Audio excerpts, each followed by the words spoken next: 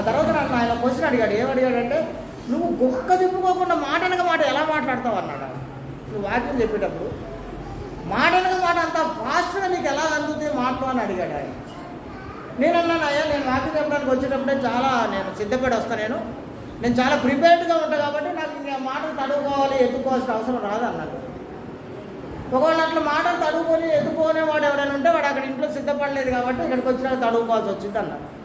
నువ్వు చాలా సంగతులు చెప్తుంటావు, మేము వింటుంటాం బయట.